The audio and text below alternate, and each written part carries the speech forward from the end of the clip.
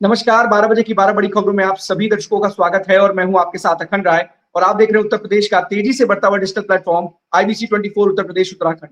12 बजे की महत्वपूर्ण खबरों की शुरुआत करते हैं। आपको बता दें, चुनाव नजदीक है, ऐसे में सभी राजनीतिक दल जनता को अपनी तरफ आकर्षित करने के लिए तमाम हथकंडे या यूं कहें कि नई नई योजनाएं लेकर के आ रहे हैं और इसी को लेकर के पूर्व मुख्यमंत्री अखिलेश यादव ने एक नई बात कही है और वो नई बात यह है कि जिस पीडीए के सहारे उन्होंने 2024 में अपना जीत हासिल की, अपना किले फतेह किया, उसी तरीके से 2027 के चुनाव के लिए उसी पीडीए को आधार बना करके वो चुनावी मैदान में उतरने की तैयारी कर रहे हैं। आपको बता दें कि पहले पीडीए का फॉर्मूला था पिछड़ा, दलित, अल्पसंख्यक, आधी आबादी, अगड़ी, सब कुछ उसमें था ए में। लेकिन अब पूर्व मुख्यमंत्री सपा प्रमुख अखिलेश यादव के हिसाब से ए का मतलब आधी आबादी है, पी का मतलब और सबसे बड़ी बात है कि जो यहां पर पीडीए का जो समीकरण बन रहा है, लगातार बना रहे हैं, उसको लेकर के कहीं ना कहीं एक स्पष्ट क्लियर मैसेज है उन लोगों के लिए कि अब नए फॉर्मूले के साथ उत्तर प्रदेश सरकार के चुनाव के लिए 2027 के चुनाव के लिए समाजवादी पार्टी उतरेगी और महिलाओं को साधने के लिए कोई कसर नहीं छोड़ेगी। आपको बता दें, इससे पहले पूर्व मुख्यमंत्री अखिलेश यादव कह चुके हैं कि अगर उनकी सरकार आती है तो पुरानी पेंशन योजना को बहाल किया जाएगा। उसके तहत गरीब परिवार की महिलाओं को 40,000 रुपए तक सालाना दिया जाएगा। तो साफ तौर पर उनका स्पष्ट संदेश है कि किसी भी तरीके से हमको आधी आबादी को अपने साथ लेकर के चलना है और उन्होंने इसी आधी आबादी को लेकर के अपनी बातें रखी हैं, एक्स पर पोस्ट भी किया है और अपनी बातें साझा करते उन्होंने बताया है कि कैसे 2027 का हमको चुनाव जीतना है और उसके में जो भी महत्वपूर्ण चीज होंगी, जो अहम भूमिका निभाते हैं, उनको साथ लेकर के चलना है। इसी को लेकर के उनकी एक जो नई रणनीति है वो साफ तौर पर दिखाई दे रही है और इसी रणनीति के तहत वो काम करते हुए भी दिखाई दे रहे हैं और साफ तौर पर कहीं ना कहीं पिक्चर अब थोड़ी बदलती हुई नजर आ रही है, क्योंकि लगातार एक के बाद एक चुनाव में जिस तरीके से नए नए फॉर्मूले सेट किए जाते हैं उसको लेकर के कहीं ना कहीं बात होती है और उसका असर है कि लगातार ये जो कैंपेन है, जो लगातार आगे बढ़ती चली जा रही है, वो इस पर काम करती हुई दिखाई दे रही है और समाजवादी पार्टी के जो पीडीए में थोड़ा बदलाव है और उस बदलाव के तहत महिलाओं, आधी आबादी को सम्मान देने की बात कही जा रही है और वो आधी आबादी को सम्मान तब मिलेगा उनके हिसाब से जब समाजवादी पार्टी की सरकार सत्ता में होगी। 2027 में वो चुनाव जीत करके आएंगे, तब महिलाओं को वो सम्मान देंगे, 40,000 रुपए सालाना तक वो महिलाओं को देंगे और उन गरीब परिवार की महिलाओं के ऊपर जो तंगी या जो आर्थिक बोझ होता है उसे कम करने का काम करेंगे। फिलहाल ये समाजवादी पार्टी के मुखिया अखिलेश यादव की तरफ से नई टैगलाइन है और इसमें बदलते समीकरण को अपनी तरफ लोगों को आकर्षित करने के लिए उनकी ये नई टैगलाइन है। अब चलते हैं अपने सभी सहयोगियों के पास, एक एक करके हमारे साथी हमारे साथ जुड़ेंगे जो आज की बड़ी खबरें उनके शहरों की है वो बताएंगे। सबसे पहले हम चलते हैं इंद्रवीर के पास, रायबरेली। इंद्रवीर, कौन सी बड़ी खबर है?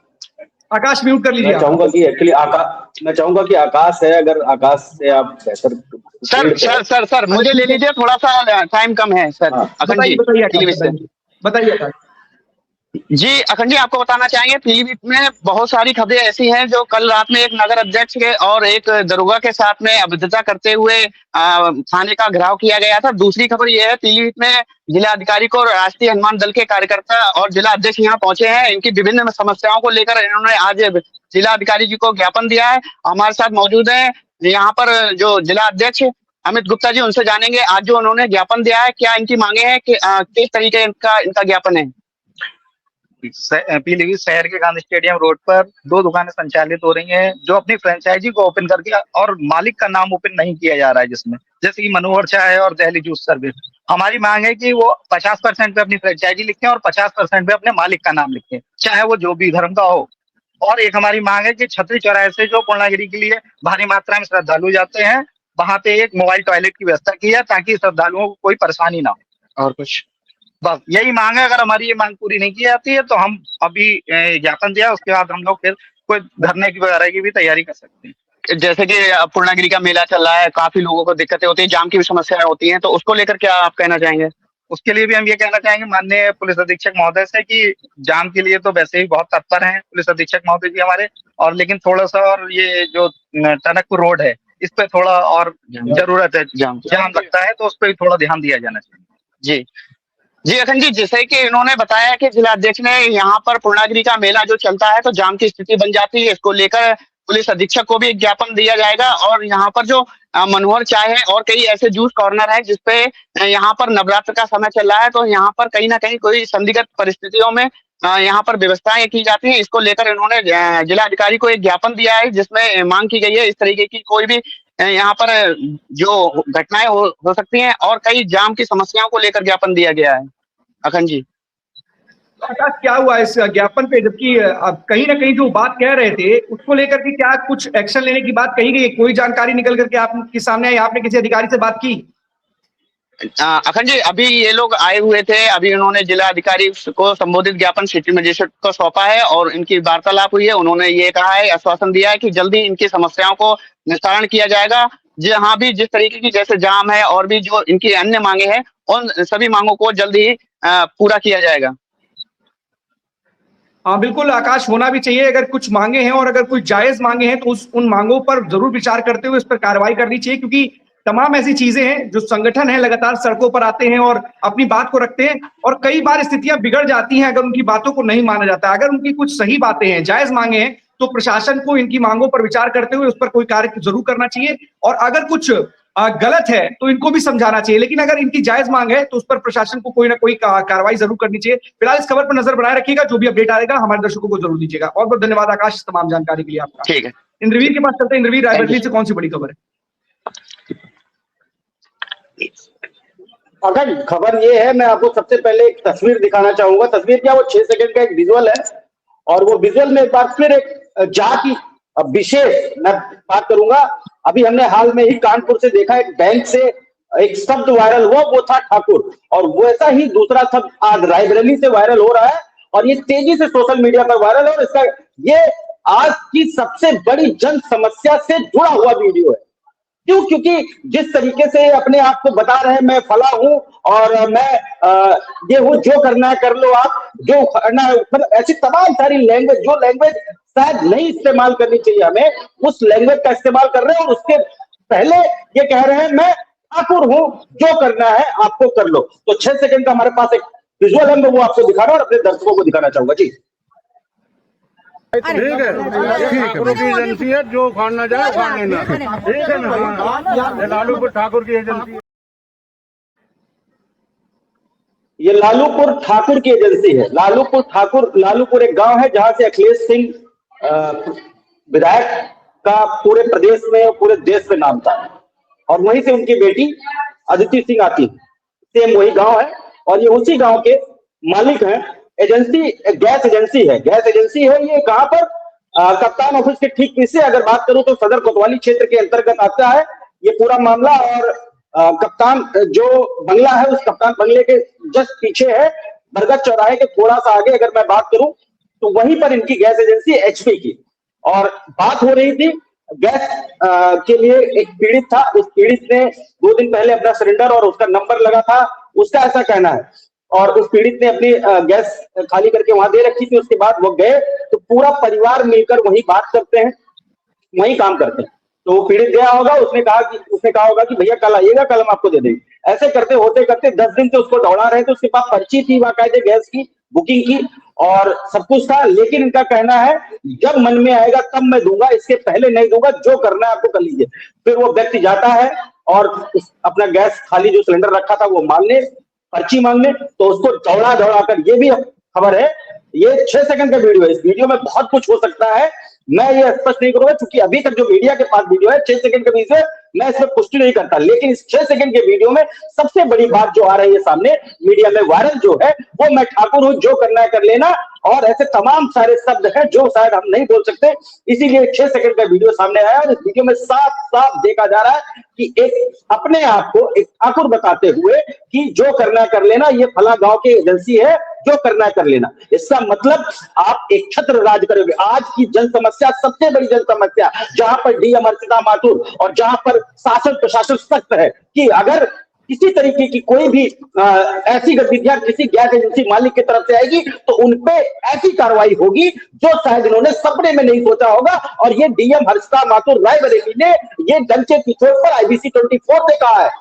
तो अब वो आपके कानून और आपका जो आपने बोला था मीडिया में, वो अब कहां है? जो ये जंगल राज दिख रहा है कि मैं फला हूं, जो करना है कर लेना।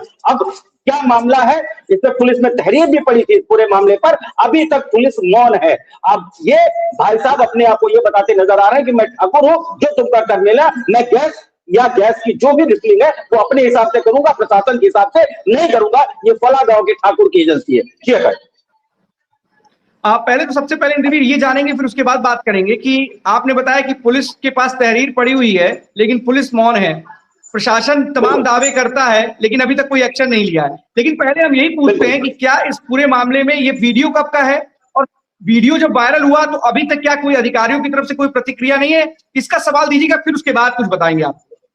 देखिए, मैं बता दूं, ये वीडियो अगर बात करूं तो वीडियो लगभग 3 से 4 दिन पहले ये वारदात हुई थी, और ये वारदात हुई थी, इस वारदात की खबर भी IBC24 पे थी, लेकिन वीडियो एग्जैक्टली किसके पास था, कहा था, ये नहीं मिल पा रहा था। हम इसको काफी टाइम से ढूंढने की कोशिश कर रहे थे। आज ये सोशल मीडिया पे जब वीडियो वायरल किया गया तो ये वीडियो तमाम सारे मीडिया कर्मियों के पास पहुंचा, और जब आज ये वायरल कल रात से वायरल हो रहा है, और जब वायरल हो रहा है तो अब जिनकी गैस एजेंसी है वो भी, और तमाम सारे लोग ऐसे जो अब इस वीडियो की सच्चाई और जो इसमें दिख रहा है उसको देख करके शासन प्रशासन भी सशक्त हुआ कि अब शासन प्रशासन को भी लग रहा था कि ये वीडियो शायद नहीं आएगा सामने, लेकिन अब इसमें क्या सच्चाई है, क्या अब जिस तरीके से अभी तक एप्लीकेशन दिया गया, उस एप्लीकेशन में भी अभी तक इस एजेंसी के मालिक के खिलाफ कोई कार्रवाई नहीं हुई है। और अब मीडिया में आने के बाद देखा ये जाना है कि क्या कार्रवाई होगी या नहीं, ये बड़ा सवाल है। लेकिन जिस तरीके से इस गैस एजेंसी के मालिक का वर्चस्व बढ़ता दिख रहा है कि मैं ठाकुर हूं, जो करना है कर लेना, ये निंदनीय है। जो आज की सबसे बड़ी देश की समस्या है, उस समस्या को लेकर के अपने आप को बताना कि मैं ठाकुर हूं,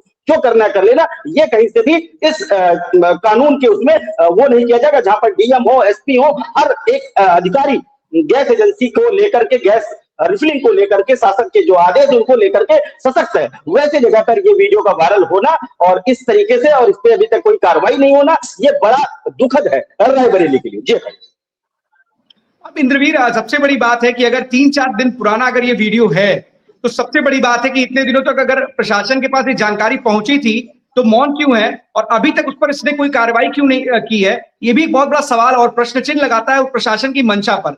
लेकिन मैं आपको इस दावे के साथ कह सकता हूं कि जब ये खबर लखनऊ तक आएगी, और आ ही गई है, जब हर जगह वायरल हुई है, तो 100% उस गैस एजेंसी के संचालक पर कार्रवाई 100% होना है। लेकिन फिर भी एक सवाल है कि कैसे कोई व्यक्ति अपने आप को ठाकुर की धौंस देता हुआ आम लोगों के साथ इस तरीके का दुर्व्यवहार करेगा, ये बहुत बड़ा सवाल है। और ऐसी मंशा और ऐसे मंशा रखने वाले व्यक्तियों के खिलाफ प्रशासन को पहले ही कार्रवाई कठोर करनी चाहिए थी। इंतजार नहीं करना चाहिए किसी आदेश का कि लखनऊ से चल करके जब आदेश आपके पास पहुंचेगा तब उस पर कोई कार्रवाई करेंगे। क्या वीडियो वायरल हुआ है क्या आपको जानकारी में नहीं है? जो पूरा देश में सर्कुलेट हो चुका है, उसको लेकर के प्रशासन और सरकार की मंशा पर सवाल खड़े होंगे। क्या आपने इस पर लेकर कोई कार्रवाई नहीं की है? लेकिन सबसे बड़ा सवाल है कि आखिरकार वो प्रशासन मौन क्यों बैठा है, जब उसके सामने ये पूरा का पूरा तथ्य, उसके सामने ये वीडियो आया हुआ है।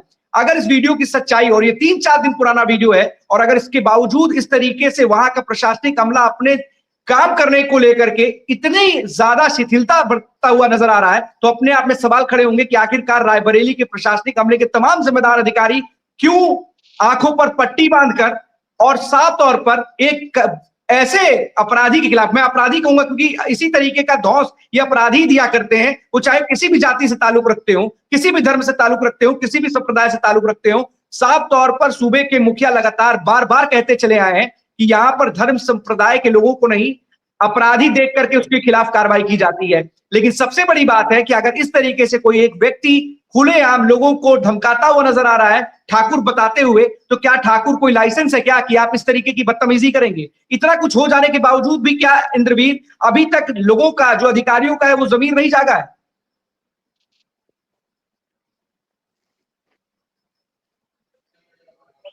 देखिए, बिल्कुल अभी तक नहीं आया है, किसी तरीके को कोई टिप्पणी नहीं आई है, और ना ही इससे ये अभी तक कोई हुआ है। अब लेकिन ये खबर चलने के बाद मैं 100% कह सकता हूं कि कुछ ना कुछ खाना पूर्ति जरूर की जाएगी। लेकिन इस वीडियो के वायरल होने के बाद अभी तक जो सूत्रों के हवाले से खबर है कि जिन सोशल मीडिया प्लेटफॉर्म पे ये खबरें चल रही हैं, उन खबरों को दबाने का भी जो है काम भाई लोग कर रहे हैं, जिन्होंने ये वीडियो में कहा है मैं ठाकुर हूं, मैं डंके की चोट पे कहता हूं, जो करना कर लेना। अब वो इस वीडियो को भी मैनेजमेंट की तरीके से मैनेज करने का और खबर और न फैले उसको दबाने का भी अब काम किया जा रहा है। लेकिन ये IBC 24 है दोस्त, डंके की चोट पर मैं कहता हूं, ये दबना या दबाने से कोई मतलब नहीं है। अब ये खबर IBC के पास आई है तो ये पूरा देश देखेगा, ये IBC 24 है जी।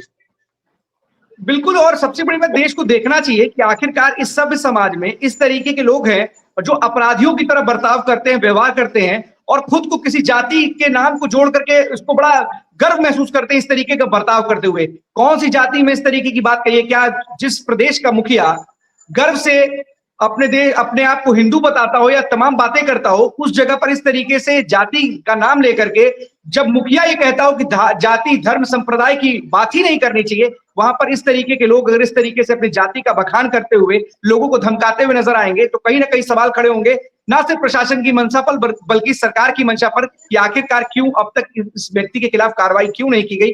और आपको एक बात जानकारी होगी, जो सोच रहे हैं वो जमाना चला गया जब खबरें दब जाया करती थी, और जैसा हम लोग हैं IBC सच्ची पत्रकारिता करता है, उसी के लिए जाना जाता है। और इंद्रवीर ने जब ये खबर ब्रेक की है तो उस खबर का असर भी होगा, और मैं दावे के साथ कह सकता हूं कि लखनऊ से जरूर कोई ना कोई आदेश पहुंचेगा जिसके बाद कार्रवाई करनी पड़ेगी उन तमाम मौन बैठे हुए अधिकारियों को जिनको अब तक कोई ना कोई एक्शन जरूर लेना चाहिए था। फिलहाल खबर पर जरूर नजर बनाए रखिएगा इंद्रवीर, जो भी अपडेट आता है हमारे दर्शकों को जरूर दीजिएगा। बहुत बहुत धन्यवाद आपका इस तमाम जानकारी के लिए।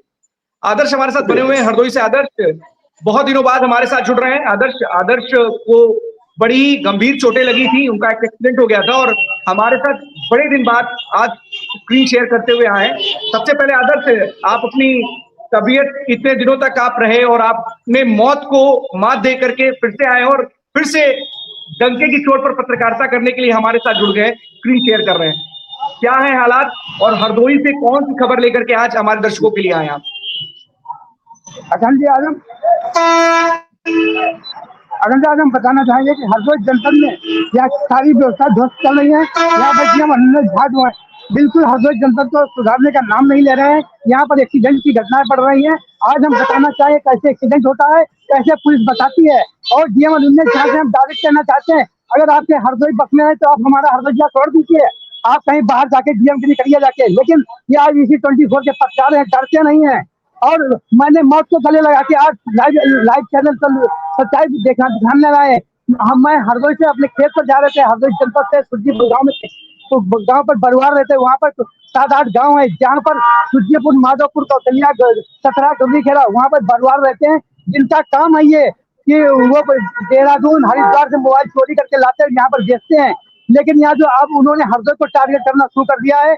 यहाँ हरदोई वासियों को जो गाड़ी पर महिलाएं जाती हैं, उड़ जाते हैं, उनकी गाड़ी को 80 के स्पीड में टक्कर मारते हैं और मारने के बाद में उनसे मोबाइल छीन लेते हैं। लेकिन पुलिस कैसे बचाती है शहर कोतवाली की, ये भी हम आपको कारण बताएंगे। पुलिस यहाँ पर लापरवाही कर रही है, और पुलिस जो यहाँ पर है वो यहाँ दलाली का काम करती है शहर कोतवाली पुलिस, उनको भी देखना चाहिए। और यहाँ पर जो कप्तान है, कप्तान से भी मैं कहना चाहूंगा कि कप्तान आप हरदोई छोड़ दीजिए, क्योंकि आपकी बस्ती बात नहीं है हरदोई जिला यहाँ संभालने के लिए। यहाँ जो पुलिस है डीएम साहब से, उन्होंने हरदोई जनपद को सुधारा है, और यहाँ नीरज यादव थे जिन्होंने हरदोई जनपद में एक नाम दिया है, जिनको भगवान की तरह यहाँ पब्लिक पूछती थी। लेकिन यहाँ पर एक्सीडेंट की वारदातें बढ़ रही हैं, और यहाँ पर जो अकबर छोटे छोटे दुकानदारों को परेशान किया जा रहा है।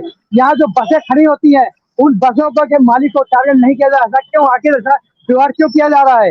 ये डीएम मैं IBC 24 आपसे सवाल कर रहा है। और यहाँ अगर कोई घटना घटित होती है तो डीएम क्या कप्तान तक भी फोन नहीं करते हैं। मेरा जब एक्सीडेंट हुआ था, मैं मौत के मुंह में पहुंच गया था, और उसके बाद में वहाँ पर आपको बताना चाहेंगे कि उन लोगों ने मेरी हालत को देखकर उन लोगों ने गाड़ी अलग गई, मेरी गाड़ी उनकी गाड़ी एक हमारे ऊपर आ गई, और वहाँ पर उन लोगों ने मेरी जेब को झाड़ना शुरू कर दिया, जिससे हमारी लूट होने से बच गई। लेकिन वहाँ पर आत्महत्या करके मुझको छोड़ के चले गए थे। लेकिन डीएम अनुन्नत क्या हरदोई जनपद में एक ऐसे आए हैं जिन्होंने हरदोई को सुधारने का नाम बिल्कुल नहीं ले रहा है। यहाँ पर चमट बढ़ गया है, यहाँ पर पत्रकारों के लिए कोई सुविधाएं नहीं है। यहाँ पर अगर कोई पत्रकार के साथ घटना होती है तो फोन तक नहीं कर, अगर कोई नेता के साथ कोई एक्सीडेंट होता है तो उनके आगे पीछे टहलते रहते हैं। क्या मतलब है ये डीएम साहब हरदोई का? ये हरदोई से डीएम मैं आपसे सीधे कहना चाहता हूँ कि आप यहाँ हरदोई से ट्रांसफर करवा लीजिए, और यहाँ जो नीरज यादव कप्तान साहब है उनको यहाँ पर लाया जाए, उनके खड़े को लाया जाए, जो हरदोई संभाल सकते हैं। और तुम्हारे बस की बात नहीं है हरदोई में डीएम साहब कि आप इस हरदोई को सुधार सके। जी अखंड नहीं, आदर्श सबसे बड़ी बात है कि जिस जिले से डिप्टी सीएम हो, जिस जिले से 2 मंत्री हो, आबकारी मंत्री हो, शिक्षा राज्य मंत्री हो, उसके बावजूद अगर इस तरीके का आरोप आप वहां के प्रशासनिक अमले पर लगा रहे हैं और इस तरीके की घटना घटित हुई है कि आपकी ही नहीं सुनी गई, तो आम लोगों का क्या होता होगा? जिस इलाके की आप बात कर रहे हैं वहां पर अगर इस तरीके की घटनाएं हैं, आपने इसको लेकर के कोई कंप्लेन दी थी पुलिस में? पुलिस ने इस पर कोई एक्शन लिया? जी मैंने कंप्लेन की थी, लेकिन उसमें सुलह लगा दी गई, इसलिए क्योंकि मेरी गाड़ी का बीमा नहीं था, इसलिए तो सुलह लगा दी गई। लेकिन वो अब भी खुले टहल रहे हैं और अभी उनसे कोई किसी तरह कोई कार्रवाई नहीं की गई है। लेकिन अगर एक चीज और बताना चाहिए, कल एक महिला का फोन आया था हमारे पास गैस सिलेंडर को लेकर, तो मैंने उनको यहाँ पर जो जिलाधिकारी हरदोई है उन्होंने जानता नंबर दे दिया। उस महिला ने डीएम साहब का नंबर मिलाया, तो डीएम साहब उससे बोले कि आप कंट्रोल रूम से बात करिए। अरे सिलेंडर नहीं मिल रहा, महिला ने अगर आपके पास नंबर मिला था आप उनको जानकारी देते, ये नहीं आपने कंट्रोल रूम का नंबर दे दिया है। तो उनसे कहें जिन्होंने नंबर दिया उनसे आप कंट्रोल रूम का नंबर ले लीजिए। आप जिले के मालिक हैं, आपको चाहिए कि आप हरदोई जिले का सुधार करें, लेकिन आप पहले कंट्रोल रूम का नंबर ले लीजिए। ये कौन सी बात है? यहाँ पर जो है कालाबाजारी चल रही है सिलेंडरों की, सिलेंडर की मारामारी चल रही है यहाँ पर। अगर सिलेंडर की मारामारी चल रही है, लोग इसी तरीके से किसी को रोक करके, जैसा कि आदर्श कह रहे हैं कि वहां पर उनके साथ लूट की वारदात घटना घटित हुई, उनको मरना कहते हैं कि मरणासन स्थिति में छोड़ करके लोग चले गए, तमाम ऐसी चीजें अगर इस तरीके का आरोप लगा रहे हैं तो कम से कम इस तरीके के मामले तो नहीं आने चाहिए थे हरदोई में। और ये गंभीर चोटें आई थी इनको, ये अस्पताल में भी गए थे और ऐसा नहीं है, ये बहुत दिनों बाद हमारे साथ आज स्क्रीन पर आए हैं और ये बात नहीं बता रहे, ये अपना दर्द भी बयां कर रहे हैं। ये देखना चाहिए कि किसी के मन की पीड़ा है, किसी का पीड़ा, और वो भी उस पत्रकार की पीड़ा है जो हर दिन हरदोई जनपद के उन तमाम इलाकों से वैसी खबरें दिखाता था कि जो लोगों से, जनता से जुड़ी हुई है। और ये भी खबर जनता से जुड़ी हुई है। हरदोई प्रशासन को इस पर जरूर काम करना चाहिए कि अगर हरदोई जैसे जगह पर इस तरीके का एक पत्रकार के साथ इस तरीके का जघन्य अपराध ही कहेंगे अगर ऐसी घटना घटित हुई है तो, क्योंकि कोई व्यक्ति खड़े होकर के इस तरीके का आरोप लगा रहा है कि इस तरीके से उसके साथ लूट की वारदात को अंजाम दिया गया, तो सवाल है, इसकी जांच जरूर करानी चाहिए। दूध का दूध और पानी का पानी जरूर करना चाहिए, क्योंकि अगर आप इसी तरीके से इस तरह की कोई घटना घटित होती है और अगर आप उस पर चुप्पी साध लेंगे, कार्रवाई नहीं करेंगे, तो सवाल आखिरकार किसमें उठाएगा? प्रशासन पे नहीं उठाएगा तो किससे उठाएगा? उम्मीद अपनों से ही होती है, इसलिए लोग अपनों के पास जाते हैं। और अगर अपने ही ऐसा व्यवहार करेंगे, गैरों की तरह व्यवहार करेंगे, तो सवाल उठना लाजमी है कि आखिरकार क्या आपसे हम कोई व्यक्तिगत मदद मांगने गए हैं, आपसे किसी कोई स्वार्थ के लिए गए हैं? हमने तो आपको समस्या बताई है, इस तरीके की परेशानी बताई है, और जो हमारे साथ घटित हुआ है उसको हमने आपको बताया है। और क्या आपको लगता है कि इतना कुछ घटित होने के बाद भी मैं किसी के साथ, क्या मैं झूठ बोल रहा हूँ? क्या मेरे लिए जो मेरी चोट लगी है, जो मैं इतने दिन तक अस्पताल में पड़ा रहा, जो मैं आज तक आकर के अपनी पत्रकारिता के लिए समय नहीं निकाल पाया, क्या मैं इसको लेकर के क्या आपसे झूठ बोल रहा हूँ? आपको कम से कम इन तमाम तथ्यों की जांच करानी चाहिए कि आखिरकार जो कुछ घटना घटित हुई है मेरे साथ, इनके साथ, जो आदर्श के साथ, वो कम से कम आपको इस बारे में विस्तृत जांच करानी चाहिए। उन अधिकारियों से, पुलिस महकमे से जांच करानी चाहिए, और अगर अपराधी हैं, दोषी हैं, तो उनके खिलाफ कड़ी कार्रवाई करनी चाहिए। या आदर्श बोल रहे हैं, आदर्श जानबूझ के नहीं बोल रहे हैं, ये उनका दर्द है, और ये दर्द है, वो बयां कर रहे हैं दर्द को, साफ तौर पर आदर्श बता रहे हैं उस चीज को। अच्छा देखिए, हम बताना चाहेंगे कि हमारे पास 50 सेकंड का वीडियो है, हम उसको थोड़ा लाइव दिखाना चाहेंगे आपको।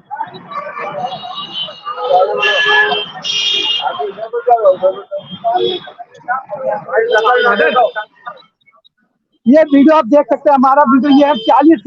40 टाके हमारे सर में लगे हुए हैं, ये आंख आप देख सकते हैं। इसमें टाके 10 लगे हैं, 10 बाव में टाके लगे हैं, और 20 टाके हमारे माथे पर लगे हैं। लेकिन ये हर कोई बात बिल्कुल आदर्श, हमने देखा है और हम लोगों को आपके हर एक डिटेल, आपकी जानकारी, आप कितना परेशान हैं, आप कहां से मौत के मुंह से कैसे बाहर निकल करके आए हैं, हम इस चीज को जानते हैं। और हम यही चाहते हैं कि आदर्श की जो शिकायत है, जो परेशानी है, जो समस्या है, कम से कम जो पुलिस प्रशासन है उस पर गौर करे, और जिस जगह पर इस तरह की घटना घटित हुई है उस पर जाकर के जांच बैठाए, और जो दोषी अपराधी हैं उनके खिलाफ कड़ी कार्रवाई करे। क्योंकि पत्रकार निडरता के साथ जाता है, लोगों की खबर, आम जनता से जुड़ी हुई खबर दिखाता है, और अगर पत्रकारों के साथ इसी तरीके से, जैसा कि आरोप आदर्श लगा रहे हैं, और बिल्कुल क्योंकि एक पीड़ित सामने आकर के बातें कह रहा है, तो कम से कम इनकी बातों को समझना चाहिए और इस पर जांच करनी चाहिए, और जांच करके उन अपराधियों को सलाखों के पीछे डालना चाहिए जो इस तरीके की हरकतों को अंजाम देते हैं, इस तरीके का अपराध को अंजाम देते हैं। फिलहाल आदर्श अपडेट जो भी होगा हमारे दर्शकों जी, अगर मैं बता रहा हूँ, पत्रकारों के साथ हादसे पत्रकारों के साथ भी हादसे हो सकते हैं, और 1 फरवरी से लेकर ये 1 मार्च तक करीब 100 एक्सीडेंट हुए हैं। लेकिन यहाँ का प्रशासन चुप्पी साधे बैठा हुआ है, उनका कोई कार्रवाई नहीं है। जिस दिन मेरा एक्सीडेंट हुआ, 6 तारीख को मैं लखनऊ से हरदोई आया था, उस 6 तारीख को एक एक्सीडेंट फिर सुल्तानपुर में हुआ, वहाँ बुलेरो गाड़ी और एक बाइक की टक्कर, वो कई 100 मीटर खींच के ले गई, उस व्यक्ति की मौत हो गई थी। वहाँ के सीसीटीवी कैमरे निकलवा कर देख सकते हैं, उसकी भी जानकारी मिली। यहाँ पर जो बस जा रही थी उसका भी एक्सीडेंट हुआ है, करीब 100 लोग मौत की आगोश में पहुंचे, लेकिन यहाँ का प्रशासन उस पर अभी तक उसने ध्यान नहीं दिया है। इस प्रशासन पर भी कार्रवाई मुख्यमंत्री महोदय करना चाहिए, जो इस तरीके का कृत्य कर रहा है, और जांच करनी चाहिए यहाँ डीएम और कप्तान पर भी। तो बिल्कुल जो भी हो, जो जरूरत हो बिल्कुल होना चाहिए, अधिकारियों पर भी कार्रवाई होनी चाहिए। अगर इस तरीके से लापरवाही बरती जा रही किसी मामले में तो जरूर कार्रवाई होनी चाहिए, क्योंकि जागरूकता फैलाना जरूर है, जागरूकता अभियान चलाना जरूर चलाइए, लेकिन कम से कम जो व्यक्ति जो 100 घटनाएं एक्सीडेंट की बात बता रहे हैं, उसके बावजूद अगर इस तरीके की कोई कार्रवाई ना हो तो सवाल खड़े होंगे ना कि आखिरकार क्यों कार्रवाई नहीं हो रही है। फिलहाल जो भी होगा, आदर्श नजर बनाए रखिएगा, अपडेट दीजिएगा और अधिकारियों से पूछिएगा कि आखिरकार इस तरीके के एक्सीडेंट के मामले लगातार बढ़ते जा रहे हैं। इसके लिए प्रशासन जागरूकता अभियान तो चला रहा है, लेकिन क्या ये अभियान केवल खाना पूर्ति बनकर के रह गए, जमीन पे तो दिखाई नहीं दे रहे हैं। बहुत बहुत धन्यवाद आदर्श, इस तमाम जानकारी के लिए आपका, हमारे साथ बने रहने के लिए। ज्ञानेंद्र के पास चलते। ज्ञानेंद्र, कौन सी बड़ी खबर है?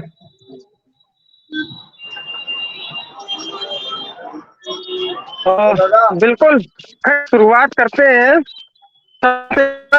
बदल तो देखा गया, लेकिन 5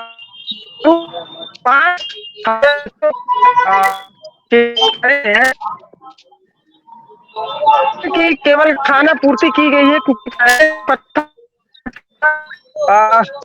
लटकती है, कभी भी तलवार गिर सकती थी तो उनको खाना से हटा सकती थी, लेकिन कानून पुलिस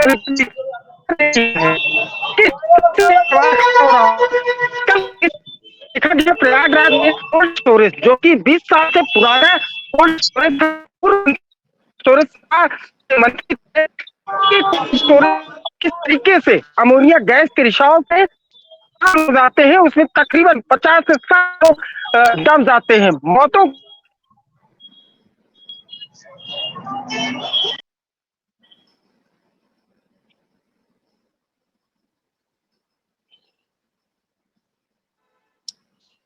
ज्ञानेंद्र, कुछ नेटवर्क में इशू है, आपसे फिर से कनेक्ट होंगे, तब तक सरफराज के पास चलते हैं। सरफराज, बहराइच से कौन सी बड़ी खबर है? जी अखंड जी, आपको बता दें, बहराइच के सीएमओ का सराहनीय काम देखा गया है। जो अवैध तरीके से जो nursing home, hospital, ultrasound centre, pathology centre जो चल रहे हैं, इन पे लगातार सीएमओ छापा डलवा रहे हैं, जिसपे कई हॉस्पिटल, पैथोलॉजी सीज की गई है। बट अब ये देखना है कि सीएमओ साहब ये एक ही महीने के जो पहल चलाते हैं या फिर ये लगातार चलेगा। और आपको बताएं, बहराइच में कम से कम झोला छाप डॉक्टर 100 के ऊपर ही होंगे। और जो नर्सिंग होम चलाते हैं, अगर ये सीएमओ साहब को पता होगा बहराइच के, उनको ऐसा पता होगा, जो नर्सिंग होम चलाते हैं, जो 2-4 महीने नर्सिंग होमों पे या पैथोलॉजियों पे जो काम लोग लड़के सीख के जाते हैं, वो 2-4 महीने के बाद अपना एक नर्सिंग होम या एक छोटी पैथोलॉजी डाल देते हैं। और कई सूत्रों के हिसाब से, मतलब जो जानकारी प्राप्त हुई है, तो जो पैथोलॉजियों पे काम सीख कर जाते हैं और जो पैथोलॉजी अपने डालते हैं, तो वो 100 रुपए लेके और जिला अस्पताल में जांच करा के और अपने वहां से पार्ट जो छपाए हुए होते हैं, बिना रजिस्ट्रेशन की बात कर रहा हूँ, उस पे वो रिपोर्ट निकाल के डॉक्टरों को दे देते हैं। पर यहाँ के डॉक्टरों को मतलब रिपोर्ट से मतलब नहीं, उनको सिर्फ पैसे से मतलब है। जी अखंड जी। सरफराज, इतना बड़ा फ्रॉड चल रहा है और इसी तरीके से झोला छाप डॉक्टरों की लगातार भरमार लगातार दिन ब दिन बढ़ती चली जा रही है। जिसका मन में आ रहा है वो सेंटर खोल ले रहा है, कोई हॉस्पिटल खोल ले रहा है, कोई नर्सिंग होम खोल ले रहा है, कोई घरी में खोल ले रहा है, कोई किसी 2-3 दुकान लेकर के उसमें खोल ले रहा है। कोई मतलब पैमाना उमाना है या कुछ भी नहीं है, जो मन में आए अपने हिसाब से, कोई तरीका ही नहीं, बस जिसको मन में आए जो कहीं खोल लो।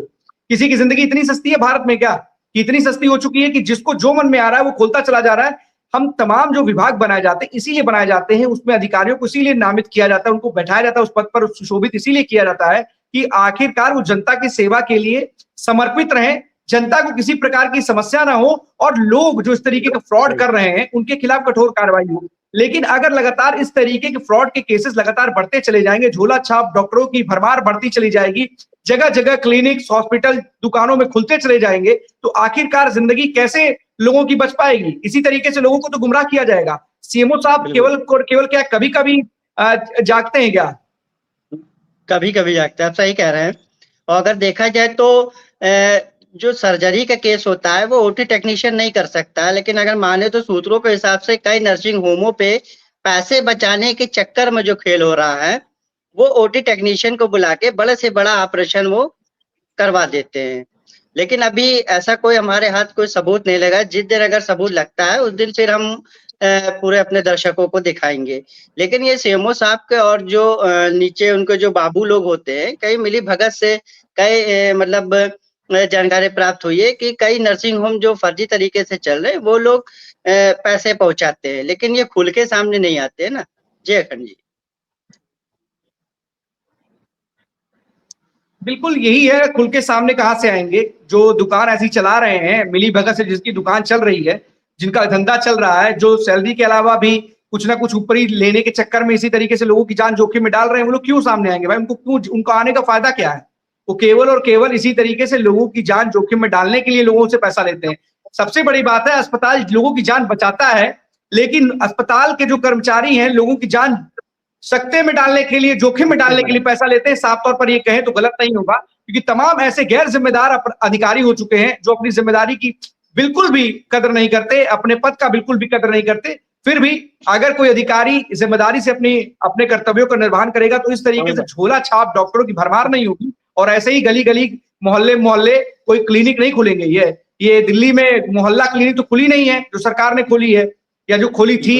ये अगर इस तरीके से डॉक्टरों का कोई पता ही नहीं होगा और इस तरीके से लगातार गली मोहल्लों में, छोटे छोटे गली मोहल्लों में 4 बेड के 10 बेड के सिंपल छोटा सा बेड डाल करके हॉस्पिटल खुल जाएंगे, तो इस तरीके से हॉस्पिटल खुलने का कोई मतलब नहीं है। जान बचाएंगे नहीं, लोगों की जान ले लेंगे, और इसी तरीके से हॉस्पिटलों की भरमार लगातार खुलती चली जा रही है। फिलहाल इस खबर को लेकर के सीएमओ से अगर हो सके तो बातचीत कीजिएगा कि आखिरकार ये कार्रवाई ऐसी क्यों होती है कि लगातार जो हौसले हैं इस तरीके क्लिनिक संचालकों के लगातार बढ़ते चले जा रहे हैं। बहुत बहुत धन्यवाद सरफराज तमाम जानकारी के लिए। कंटिन्यू कीजिए। बिल्कुल, देखिए अखंड थोड़ा सा नेटवर्क इशू हो गया था। मैं आपको फिर से बता दूं कि 5 चेंजेस किए गए हैं प्रतापगढ़ के 24 थानों में। 5 थानाध्यक्षों को इधर से उधर किया गया है।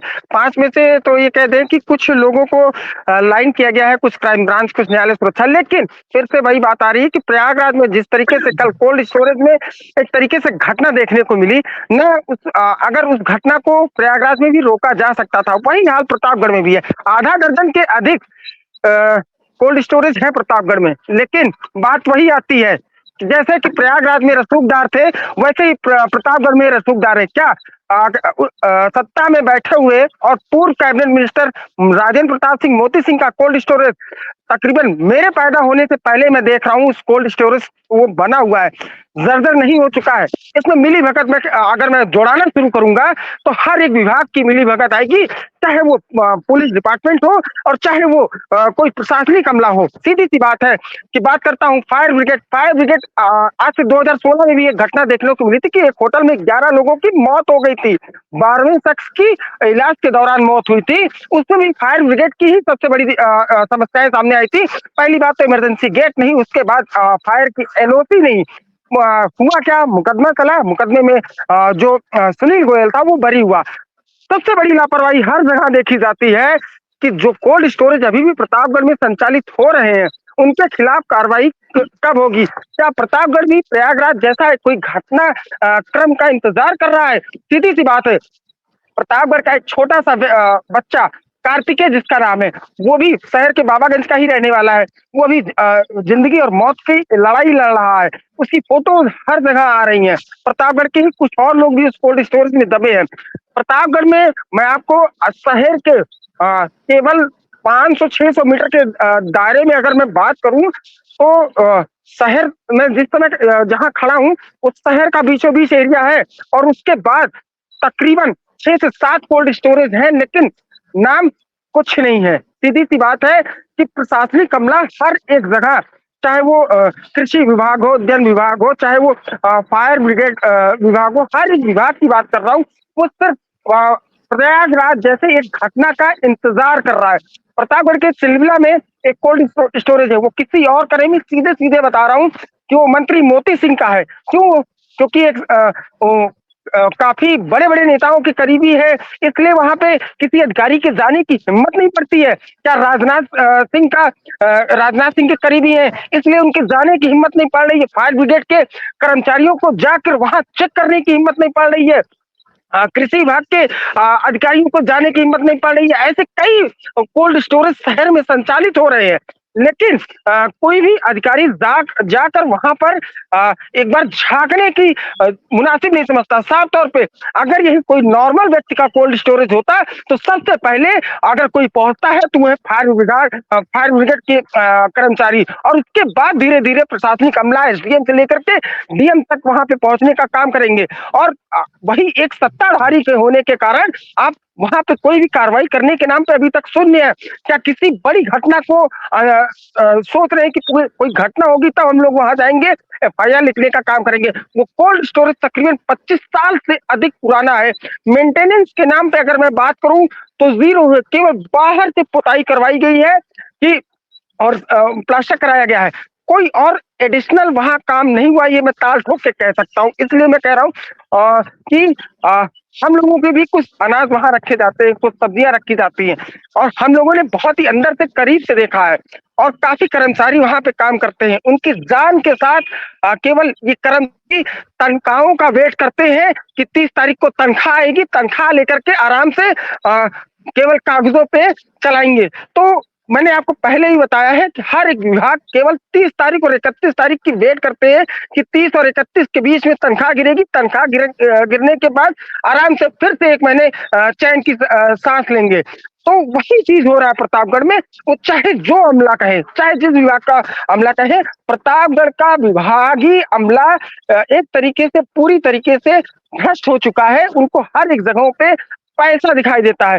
बस प्रयागराज जैसी घटना का इंतजार भी प्रतापगढ़ के कर्मचारी कर रहे हैं। देखा गया था कि प्रतापगढ़ में आज से 6 महीने पहले एक घटना घटित हुई थी, होटल के अंदर एक हत्या की गई थी। तब पुलिस विभाग जागा था और सीधे तौर पे एसडीएम जागी थी। उन्होंने वो कार्रवाई करने के लिए आगे बढ़ रही थी कि होटल को सीज, लेकिन जैसे ही एक बड़े से सूबे के होटल के पास पहुंचते हैं, मैं साक्षात वहां पे था और सीओ सिटी श्रीराम बैठ तो उस समय थे और भगवत चुंगी चौकी इंचार्ज समेत कोतवाल कई लोग खड़े थे, लेकिन एक कमरा सील करने के बाद उस पूरे होटल को सीज नहीं किया गया। क्यों? एक फोन आ गया सत्ता पद से कि वो होटल अपना है, अपने जान पहचान का है, लेकिन वही छोटे लॉज जो थे उनको सीज कर दिए गए। वो दर दर की ठोकरें खाए थे 1 महीने तक। तो ऐसे ही घटनाक्रम के का इंतजार करता है प्रशासनिक अमला, पुलिस अमला कि ऐसी कोई घटना होगी तो हम लोग आगे की कार्रवाई करेंगे। तो ये पूरा प्रतापगढ़ का प्रशासनिक अमला है। मैं लगातार आपको दिखाता रहा हूं कि किस तरीके से केवल प्रतापगढ़ का प्रशासनिक अमला इंतजार करता है, प्रतापगढ़ का पुलिस अमला इंतजार करता है, किसी घटना का इंतजार करता है कि कोई बड़ी घटना होगी, उस पर अभी लीपा पोती चलती रहे। तो बस वही लगातार ये लोग चलाते रहते हैं कि केवल कागजों पे रख देते हैं कि कागजों पे रखने के बाद इंतजार करते हैं कि कोई घटना का इंतजार करते हैं। तो सीधे तौर पे कोल्ड स्टोरेज कई है प्रतापगढ़ में, लेकिन काम कोई नहीं हो रहा है। अगर ये चाहे तो ऐसे कई कोल्ड स्टोरेज है जो कि बंद किए जा सकते हैं, जिन पे ताला लगाया जा सकता है, लेकिन ताला लगाने का नाम छोड़िए, क्योंकि वो कोई सत्ता, कोई विधायक, कोई मंत्री, कोई बहुत ही बड़े आईएएस आईपीएस का कोल्ड स्टोरेज होगा, इसलिए वहां कार्रवाई के नाम पे शून्य हो जाते हैं। अखंड सबसे बड़ी दिक्कत यही है ना ज्ञानेंद्र, आपने एक बात बोली कि तनख्वाह गिरनी चाहिए 30-31 तारीख को, भले ही कोई दीवार गिर जाए, भले ही कोई कोल्ड स्टोरेज गिर जाए, या फिर कोई ना कोई अस्पताल गिर जाए, कुछ भी गिर जाए, तनख्वाह जरूर गिरनी चाहिए, उसके लिए हम काम करते हैं। लेकिन उस तनख्वाह गिरने के लिए आपकी जिम्मेदारी ये भी बनती है ना कि कोई कोल्ड स्टोरेज ना गिरे, कोई दीवार ना गिरे, कोई अस्पताल ना गिरे, या किसी की जान ना जाए, इसकी भी जिम्मेदारी आपकी बनती है। उसी के लिए आपको सरकार तनख्वाह देती है कि समय समय पर जा करके आप कार्रवाई कीजिए, चेक कीजिए, कोई किसी तरीके की कोई परेशानी ना हो, कोई समस्या ना हो। कोई ऐसा तो नहीं कि जर्जर स्थिति में पहुंच चुका है हालात कि अचानक से इस जो प्रयागराज में घटना घटित हुई वहां पर भी इस तरीके की घटना घटित हो। लेकिन फिर भी जिस तरीके की बातें ज्ञानेंद्र ने कही हैं कि लगातार इस तरीके की बातें और घटनाएं प्रतापगढ़ में सामने आती है, तो तमाम अधिकारियों को अपनी जिम्मेदारी का एहसास होना चाहिए और अपनी जिम्मेदारी का एहसास होते हुए, करते हुए उन तमाम प्रतिष्ठानों पर जरूर कार्रवाई करनी चाहिए जिनके बेसिक बुनियादी ढांचे में कोई कमी है। आप इंतजार मत कीजिए, क्योंकि अगर आप इंतजार करेंगे तो आपके ऊपर काला धब्बा लगेगा कि आपके शासनकाल में इस तरह की घटना घटित हुई थी, जब आप उस जगह पर राज कर रहे थे, जब आपके कंधों पर उस पूरे जिले की जिम्मेदारी थी, तो आपके ऊपर वो काला धब्बा है। तो कम से कम आपको ये सोच करके कार्रवाई करनी चाहिए, इस तरीके से सोच करके आपको कहीं ना कहीं निरीक्षण पे जाना चाहिए। ग्राउंड में, फील्ड पर उतरना बेहद जरूरी है। मैं जानता हूं कि समस्याएं अधिकारियों के सामने कई सारी होती हैं, उनके बहुत सारे काम होते हैं, लेकिन इतना भी आपको समझना चाहिए कि शायद लोगों की जिंदगी उससे कई ज्यादा महत्वपूर्ण है। सत्ता पक्ष या विपक्ष से मतलब नहीं है, कार्रवाई सबके लिए जरूरी है। जो गलत है उसे गलत बताइए, सत्ता पक्ष का भी है तो उसे भी बताइए कि गलत है भैया, आप गलत कर रहे हो, इसको सुधारो। बिल्कुल, देखिए सुधारने की बात क्या करें, सुधारने का नाम ही नहीं ले रहे हैं यहाँ के अधिकारी, तो सुधार क्या होगी, सीधी सी बात है। आपको कई बार प्रतापगढ़ में अभी भी समस्याएं चल रही हैं। सीधे तौर पे अगर बात करें, प्रतापगढ़ के शहर के बीचों बीच में 4 लेन का काम हो रहा है। बहुत अच्छी चीज है कि शहर का विकास होना चाहिए और शहर के विकास में हम भी साथ देंगे, लेकिन शहर के विकास के नाम पर आप किसी को परेशान करें तो वो भी अच्छी चीज नहीं होती है। सीधे तौर पे नालों का काम चल रहा है, कंस्ट्रक्शन का काम चल रहा है, अच्छी चीज है कि शहर का विकास हो रहा है, बाईपास गुजर रहे हैं, बाईपास निकल रहे हैं, 2 बाईपास शहर से निकल रहे हैं, अच्छी चीज है। शहर का विकास हो, कोई नहीं उसमें आपत्ति करता है, लेकिन आपत्ति तब होती है जब आप किसी पर्टिकुलर एक व्यक्ति को टारगेट करें और पर्टिकुलर किसी व्यक्ति के लिए नॉर्मल हो जाए। बात ही होती है कि शहर के जो ठेकेदार इस समय काम कर रहे हैं, जैसे कोल्ड स्टोरेज की मैंने बात की, तो सत्ता चाहे वो राजेंद्र प्रताप सिंह और मोती सिंह का आई कोल्ड स्टोरेज क्यों ना हो, आप वहां पे भी कार्रवाई करिए। अगर वहां उनका कोल्ड स्टोरेज धाराशायी होने के कागार पे, तो आप उनके ऊपर भी कार्रवाई करिए। लेकिन वैसे ही अगर बात करें तो कंस्ट्रक्शन का भी जो काम शहर के बीचों बीच चल रहा है, नालों का काम जो चल रहा है, क्योंकि नालों का काम कंप्लीट होगा उसके बाद 4 लेन का काम शुरू होगा। लेकिन जहां मैं खड़ा हूँ यहाँ से मात्र 100 मीटर की दूरी पे 4 लेन का जो काम चल रहा है। आप सोचिए कि बड़े बड़े प्रतिष्ठानों का काम कर दिया जा रहा है, आप 24 घंटे के अंदर आप उनका काम कर दे रहे हैं, लेकिन जो कोई वही छोटा प्रतिष्ठान है, जो आप ठेकेदारों को एक जैसे कॉन्ट्रैक्ट बेस पे बांटा गया कि बड़े जो प्रतिष्ठान है वो पैसा दे रहे हैं कि हमारा काम आप जल्दी से खत्म कर दीजिए, क्योंकि स्कूलों का पीरियड है। जैसे कि कई बड़े बड़ी दुकान है जो बड़े बड़ी पुस्तकें भंडार रखते हैं, कई विभागों का जो है किताब रखते हैं, बुक रखते हैं, उनका काम कर दिया गया है। जैसे कई बड़े बड़े शोरूम का जो है नाले उनके सामने से गुजर रहे हैं, तो उनका काम खत्म कर रहे। लेकिन जो छोटे तबके के प्रतिष्ठान है, उनके क्या आपने खुदाई कर दी, साचा डाल दिया, 15-15, 20-20 दिनों से पड़े हुए हैं, तो आखिर अधिकारी कब जाएंगे? आप एक कानून इनके लिए भी लागू होता है कि तहसील, अगर काम कोई शुरू हो रहा है तो तहसील की भी खुदाई होनी चाहिए। अगर आप किसी प्रतिष्ठान में, पर्टिकुलर किसी का नाम नहीं ले रहा हूं, अगर आपने किसी प्रतिष्ठान जो कि जाना माना प्रतिष्ठान है, आपने वहां काम किया है, तो ये 24 घंटे के अंदर काम खत्म किया है, तो आप तहसील गेट के भी सामने खुदाई करके 24 घंटे के अंदर आप काम खत्म कर सकते हैं। तो देखिए, ये है पूरा प्रतापगढ़। मैं भी उसी प्रतापगढ़ में रहता हूँ, मुझे भी अच्छा नहीं लगता कि ऐसे लोगों के खिलाफ बोलने का, लेकिन मजबूरी बन जाती है, क्योंकि यहाँ का प्रशासनिक अमला किस तरीके से काम करता है, पुलिस अमला किस तरीके से काम करता है, यहाँ तक कि लोगों के जात और भाव को देख करके काम किया जाता है। तो ये प्रतापगढ़ पूरी तरीके से बढ़ चुका है, और खासतौर पर लोग ये कह रहे हैं कि हमारे साथ भेदभाव हो रहा है, बड़े बड़े लोगों के काम कर दिए जा रहे हैं, बड़े बड़े लोगों को टच नहीं किया जाता है, लेकिन हम लोग छोटे तबके के आ जाते हैं तो हम लोगों को सबसे पहले परेशान किया जाता है। तो साफ तौर पे परेशान सभी लोग हैं, और खास तौर पे अधिकारियों को एक अलग पब्लिक के सामने पेश आना चाहिए। मैंने आपको बताया कि किस तरीके से देखा गया था होली के दौरान पुलिस हमला का, एक तरीके से किस तरीके अच्छी भावनाओं के साथ प्रतापगढ़ के पुलिस अधीक्षक उतरे थे, लेकिन फिर से वही चेहरा सामने आ रहा है कि 3 से 4 दिन तो आप ठीक रहे होली के समय, लेकिन फिर उसके बाद से आपके कर्मचारी, आपके अधिकारी फिर से उसी रूप में दिखाई दे रहे हैं। तो कहीं ना कहीं प्रतापगढ़ का अमला काम करने में थोड़ा सा हिचकिचाता है, बस 30 और 31 तारीख का वेट करता है कि तनख्वाह गिरने वाली है, और तनख्वाह मिल जाएगी, फिर से चैन की सांस 25 दिन आराम करेंगे। अखंड, अब दिक्कत यही है ना कि अगर कोई व्यवस्था बनाई जाएगी आम और खास के बीच के लिए, आम के लिए अलग व्यवस्था होगी, खास के लिए अलग व्यवस्था होगी, तो सवाल ऐसे ही खड़े होंगे और लोग सवाल उठाएंगे कि आखिरकार क्यों ऐसी व्यवस्था है कि किसी के काम 24 घंटे में और किसी के काम होने में कई महीने लग जा रहे हैं, कई दिन लग जा रहे हैं। तो इस तरीके की खास और आम के बीच की जो खाई है ना, इसको पाटना चाहिए और व्यवस्था एक समान होनी चाहिए। कोई व्यवस्था किसी के लिए खास नहीं और किसी के लिए आम नहीं होनी चाहिए। व्यवस्था सबके एक बराबर होनी चाहिए, तभी उसको फायदा उठा सके, उसका लाभ ले सके, इस तरीके की व्यवस्था करनी चाहिए। लेकिन अगर इस तरीके से प्रतापगढ़ में हो रहा है जैसा कि ज्ञानेंद्र बता रहे हैं, तो अपने आप में सवाल खड़े होंगे, सवाल उठते रहेंगे कि आखिरकार क्यों ऐसी खास व्यवस्था की जा रही है खास लोगों के लिए। क्या आम लोग इससे अछूते रहेंगे? क्या आम लोगों के लिए कभी उनको खास होने का एहसास नहीं होगा? क्या वो प्रतापगढ़ होने का सम्मान या प्रतापगढ़ का मान उनको नहीं आभास होगा? क्यों ऐसी व्यवस्था की जा रही है? ये सवाल है। ज्ञानेंद्र का सवाल वाजिब है। अगर ऐसा है तो आप लोगों को इस पर जरूर ध्यान देना चाहिए।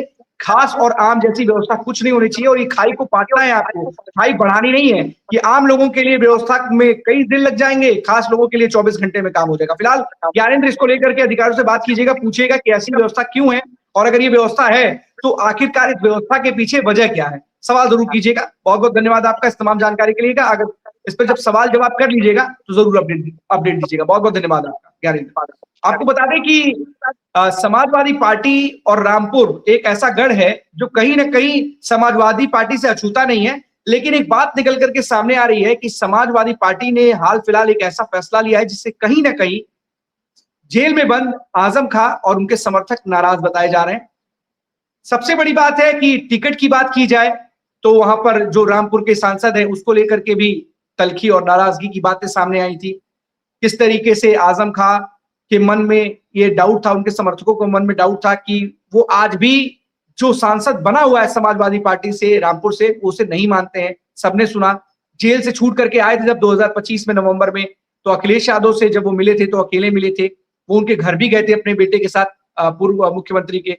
लेकिन कहीं ना कहीं जो एक तलखी टाइप का है या एक नाराजगी है वो साफ तौर पर दिखाई दे रही है, क्योंकि एक बार फिर ऐसा ही फैसला हुआ है जो कहीं ना कहीं चर्चा का विषय बना हुआ है कि क्या रामपुर में अब आजम खां जरूरी नहीं है या फिर समाजवादी पार्टी में आजम खां का वो कद नहीं रह गया।